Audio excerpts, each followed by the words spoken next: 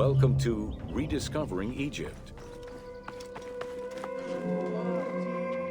In the 19th century, the increased intensity of tourism and excavations, as well as the outflow of antiquities to other countries, threatened Egypt's archaeological heritage. Egyptians took part in this destruction by ransacking sites for artifacts to sell, quarrying stones from ancient monuments, and removing sebak, ancient mud bricks, to reuse for their own purposes.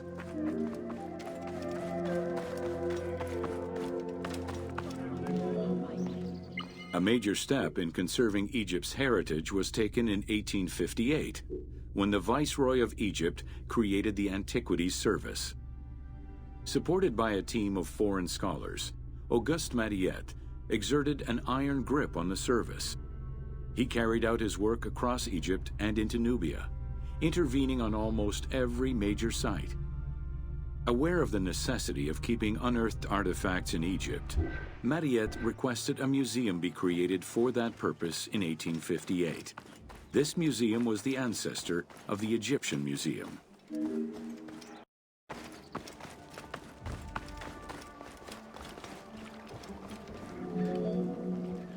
Gaston Maspero, Mariette's successor, expanded and reorganized the Antiquities Service and instigated laws regulating the export of artifacts.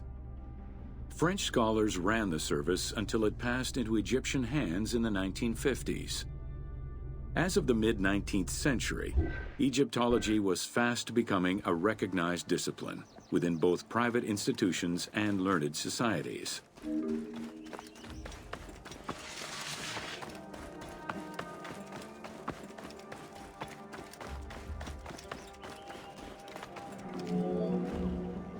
A French architect, archaeologist, and former researcher, Jean-Claude Golvin, now specializes in the artistic reconstruction of ancient cities and monuments.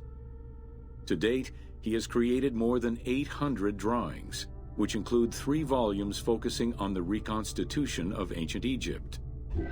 His work is exquisitely detailed and can be found in books and museums around the world.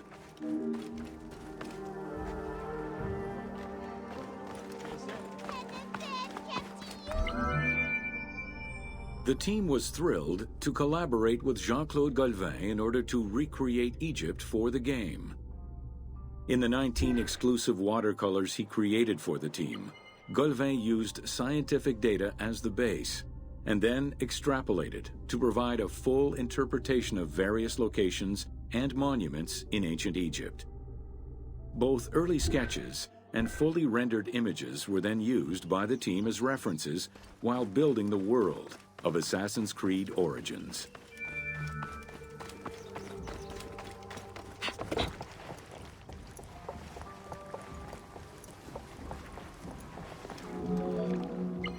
Although ancient Egypt's rich religious culture and its mortuary monuments continue to be investigated, the modern discipline of Egyptology has shifted focus. Rather than single-mindedly retrieving impressive artifacts, Egyptologists today focus instead on increasing the body of knowledge. In the past, excavations took place in the field, and while that is still the case today, much of the work on Egyptology now takes place in libraries and archives.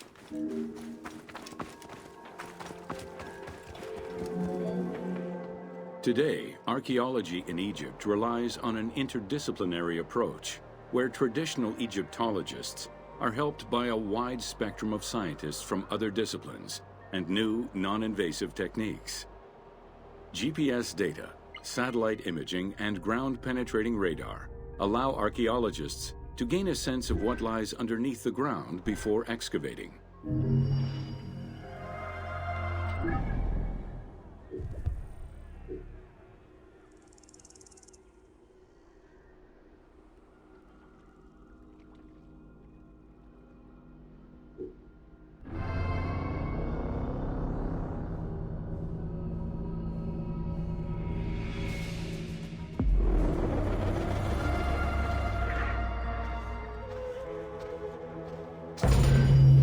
Welcome to Pyramids of the Middle Kingdom.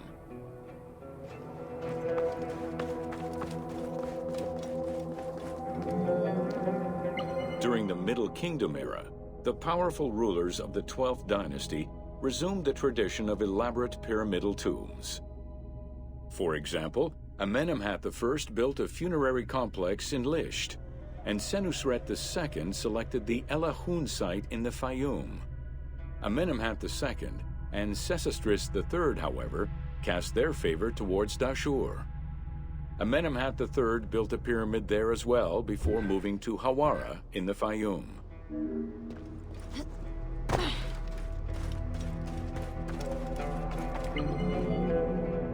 The plundering of tombs in troubled times prompted the architects of the Middle Kingdom to devise increasingly complicated means of security during construction. As such, while the architectural plans of the Hawara pyramid were simpler than the one at Dashur, the means used to protect it from looters were much more elaborate. Beyond the use of blind passages and concealed trapdoors, the architects relied on a system of stone slabs, which were slid into place at the end of construction. These massive stone slabs were meant to permanently block the passageways leading to the funerary chambers.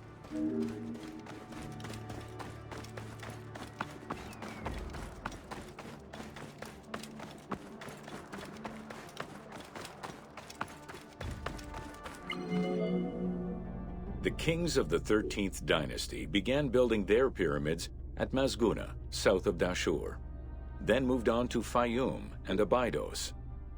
The kings of the 17th dynasty, however, satisfied themselves with crowning their cave tombs with small pyramids of raw brick. The kings of the 18th dynasty gave up the shape of the pyramid as a royal tomb entirely. They chose a mountain with a pyramidal shape in the Valley of Kings and dug their graves there.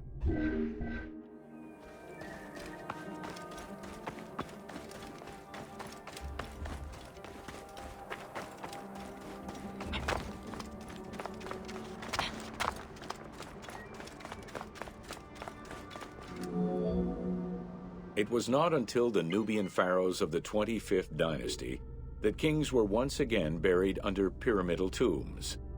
In fact, today, the area of ancient Nubia, modern Sudan, contains a record number of 220 known pyramids to Egypt's 138. Despite their slow decline in use and quality, pyramids continued to fascinate all and sundry up to the Roman era. They remain to this day a symbol of the religious dedication of the pharaohs and the grandeur of ancient Egypt.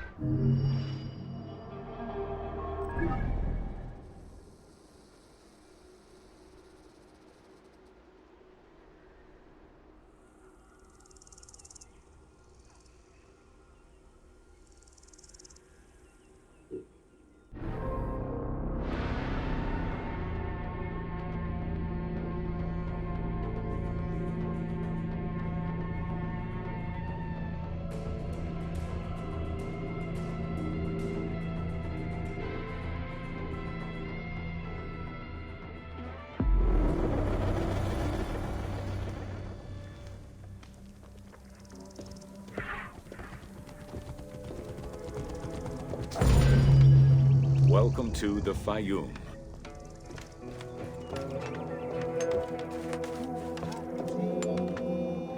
The Faiyum Oasis is an enormous basin in the western desert that formed from the Nile's overflow. As such, it is not considered a true oasis, though it gives its name to the region, which covers Lake Moeris. The oasis harbors some of the oldest archaeological artifacts of the region, indicating that the area has been inhabited by hunters and gatherers since the Neolithic period.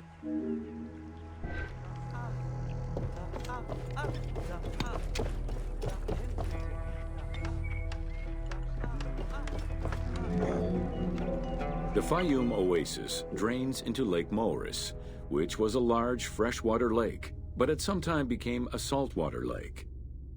In the 12th dynasty, ancient Egyptians redirected the water flow with a dam and dug a supply canal using the lake as their reservoir.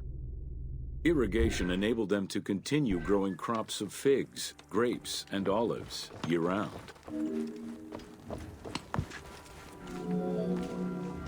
Reed boats, feluccas, triremes, and kerkeros were the most commonly found craft within the landlocked waters of Egypt. They were used for various purposes, ranging from daily fishing, trade, warfare, and travel, to the ferrying of massive stone blocks used to build the great monuments of Egypt.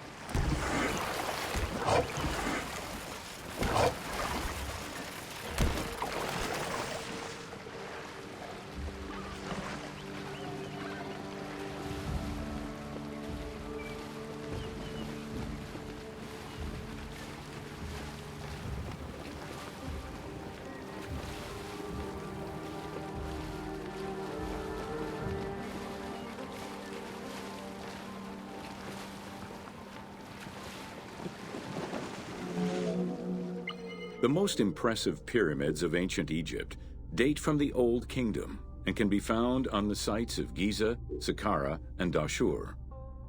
However, one particularly famous pyramid of the time is located elsewhere. During the Middle Kingdom, some pharaohs chose the Faiyum as their final resting place. One such ruler was Amenemhat III. His pyramid left a mark on the imagination of antique chroniclers. They referred to it as the Labyrinth, mostly due to the vast mortuary temple complex at the foot of the pyramid. Herodotus mentioned that he had visited 12 courts and over 3,000 of its chambers. But he was also well known for being prone to hyperbole.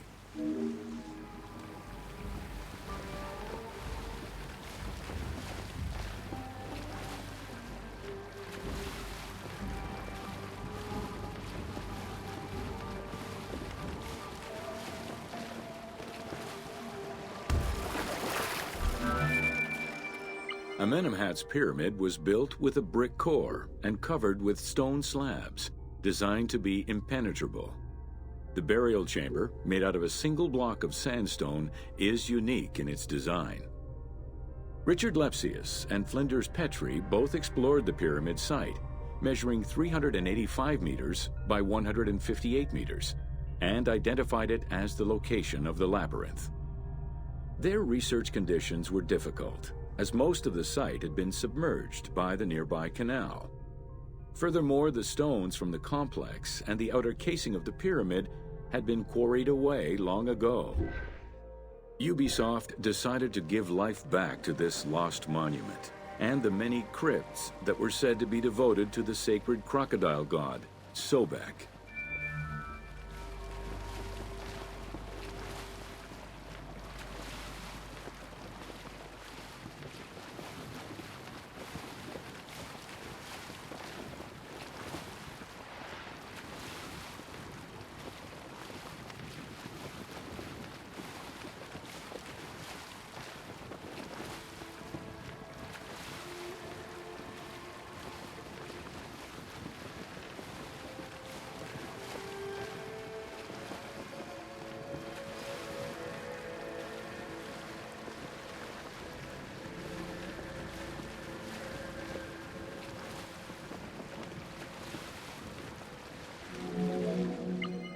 Founded during the 5th dynasty, the site was popular during the 12th dynasty under the name of Shedet. During the Ptolemaic era, the metropolis was named Crocodilopolis by the Greeks, in honor of the crocodile god Sobek. During the Greco-Roman era, the Cleruks, soldiers of the Ptolemies, settled there after their military service and expanded the irrigation systems. Irrigation and water distribution tripled the arable land and turned the city into a lush and rich area.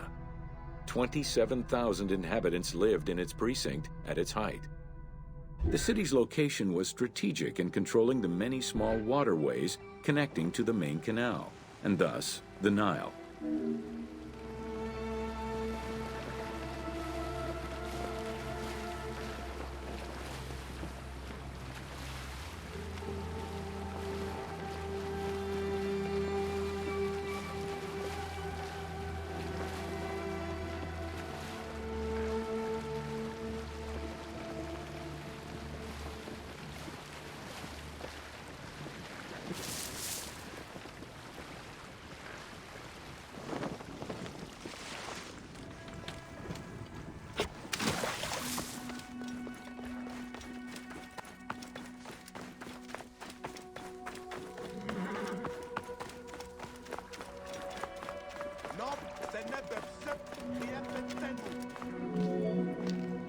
The region's main cult was that of Sobek of Shedet, a divinity associated with water and fertility, both very important to an area that depended on irrigation. Many local villages had the title Town of Sobek added to their official designations. During festivals, ancient Egyptians recited hymns to Sobek, asking for his divine intervention. Greek settlers and later Romans would help the Temple of Sobek's economy to flourish by adopting the local embalming mortuary rites. Their sarcophagi were beautifully painted and adorned with amazingly realistic portraits.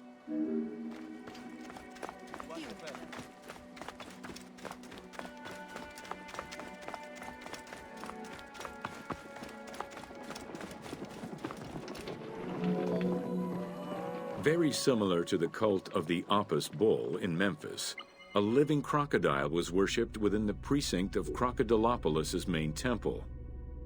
Known as Sobek to the Egyptians and Sukkos to the Greeks, it was reported by Strabo that priests fed it with meat, wine, and honeyed milk.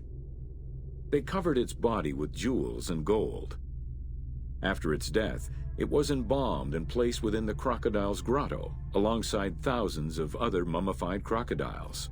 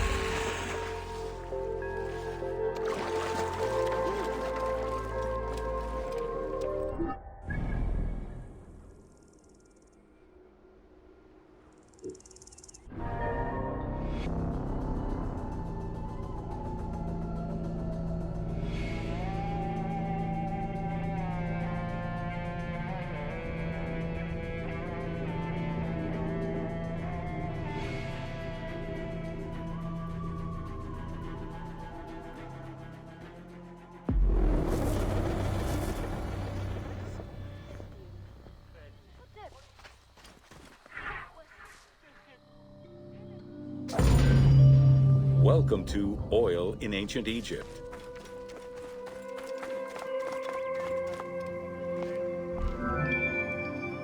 Castor, sesame, and moringa were the source of the most common oils in ancient Egypt. Oil was used for various purposes: cosmetics, medical treatments, nutrition, perfume, athletics, and rituals, to name a few. The team decided to use oil as an explosive to add more gameplay opportunities for the player.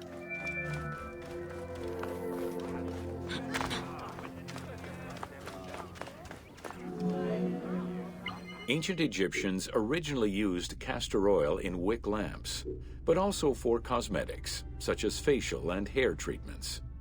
There is mention in some papyrus of castor oil being prescribed to treat constipation and help pregnant women. Castor beans were found in ancient Egyptian tombs as early as 4000 BCE. Castor oil was made by pressing the beans from the plant of the same name.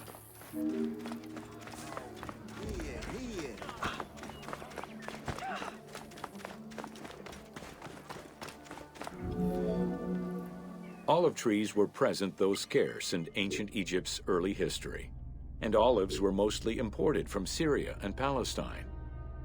Their use and cultivation remained uncommon until the mass arrival of Greek settlers during the reign of the Ptolemies, when demand increased sharply.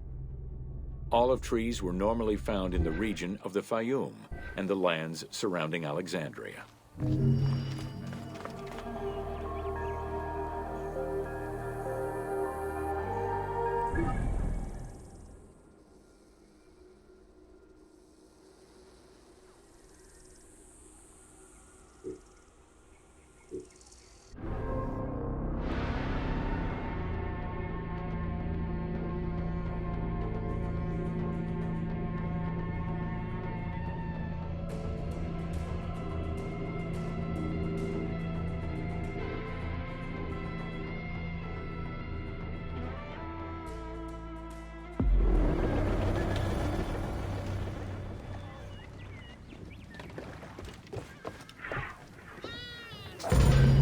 Welcome to Workers and Transport.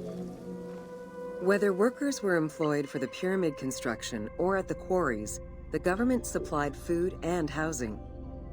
Workers for the pyramids and royal necropolises were housed in more permanent villages, such as the famous Deir el-Medina. Quarry workers had more temporary lodgings. All skill levels were needed and utilized, from basic work hands to prepare the gypsum, to brickmakers and sand carriers, to skilled stonemasons to shape the blocks.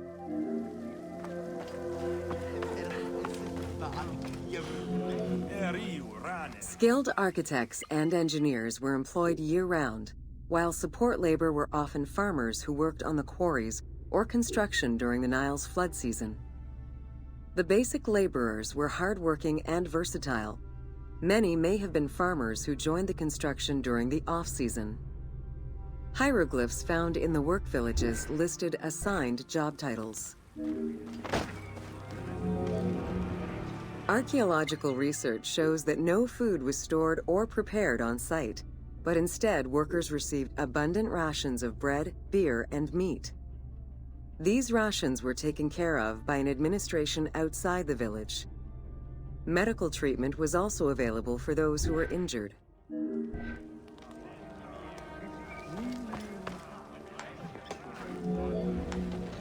While some quarries were close to the Nile, others were located across the desert and required long expeditions. These expeditions were sanctioned by the state. They involved complex logistics and required many participants. Transporting a block by land meant that workers had to overcome the weight and friction of the load. To solve this, they first dug a track in the ground. This path was sometimes reinforced with rails upon which a sled, used to ferry the blocks, would be pulled.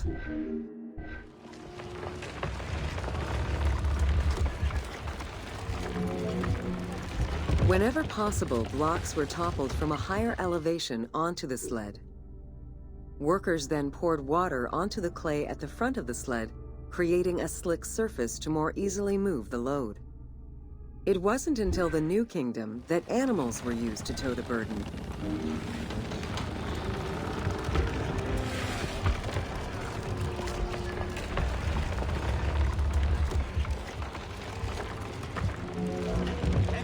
During flood season, the Nile was at its largest and deepest, which allowed the transportation of the heaviest and biggest loads. Quarries close to the river had troughs dug out to deliver the stones to the shoreline. Harbors and wharfs situated at the river's edge allowed the transfer of materials and supplies. Harbor warehouses accommodated additional stocks of stone so that they were available for the winter sailing season.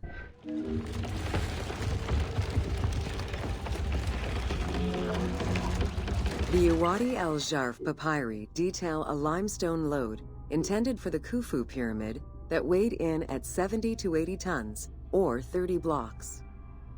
One papyrus is a fragment from a foreman's notes taken while working on the Great Pyramid. It details the transportation of limestone blocks from the Tura quarries to the construction site of the pyramid. The other papyri are shipping logs containing archives of the sailors assigned to sail the Red Sea and the Nile.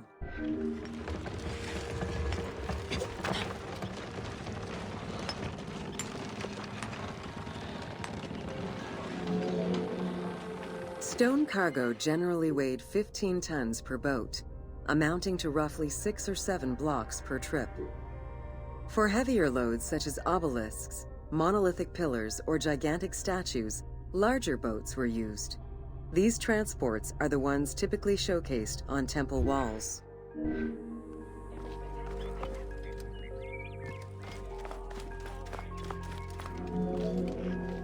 River transportation was the most efficient way to ferry stone blocks between the quarry and the construction site.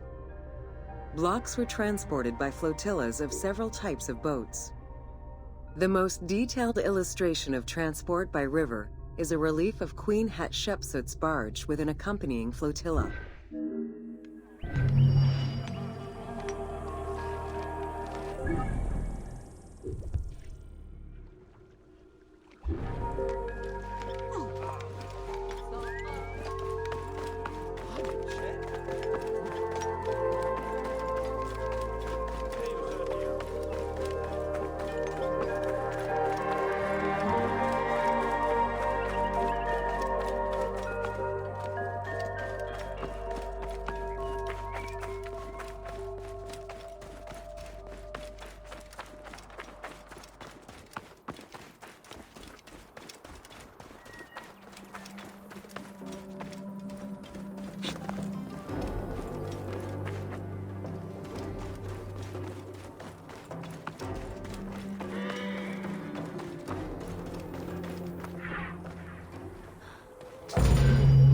Welcome to Building Ancient Egypt.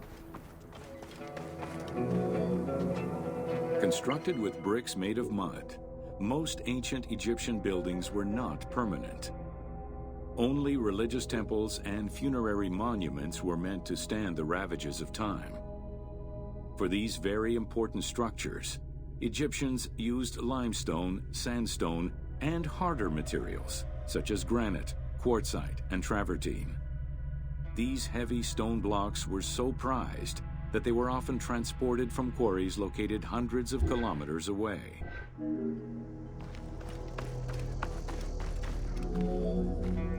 Limestone was common and easy to extract from quarries on the east bank of the Nile.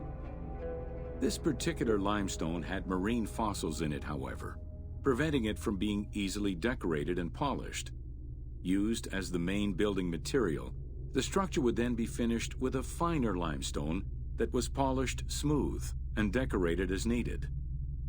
Limestone was used for the building of the first pyramids and for most of the religious buildings of the Old and Middle Kingdoms.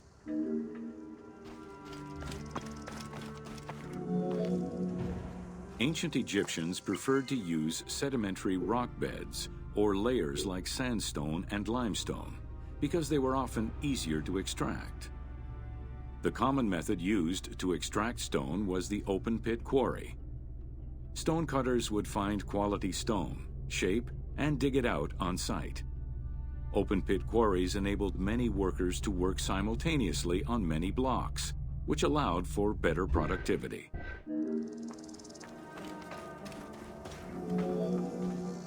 Workers would draw a large grid directly on the stone's surface, taking care to leave a space between the blocks. This allowed them to isolate the different blocks and create a trench that would make the extraction easier. Stoneworkers used iron chisels for hard rock and bronze or copper tools for softer rocks such as limestone. Removing material between each block created a trench line. In some quarries, that trench was wide enough to accommodate a worker, who would then cut the block entirely on site. For harder rocks like granite, workers cut a series of holes and hammered wooden wedges into them. They then soaked the wood until it swelled and caused the rock to split.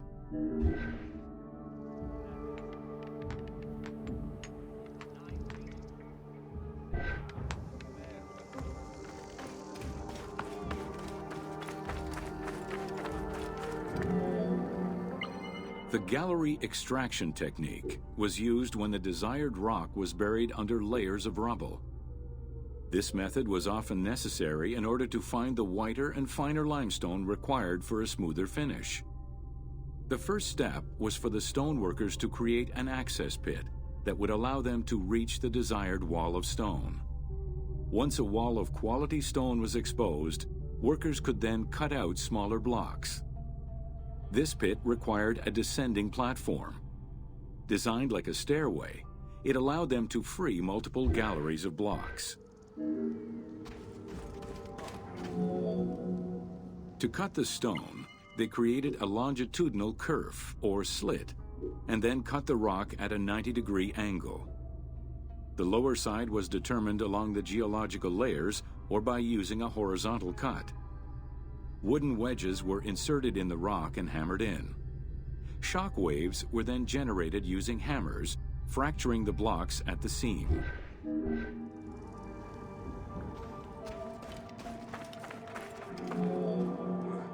To maintain the stability of these mining pits over the course of quarrying, workers would leave support sections of unexcavated rock.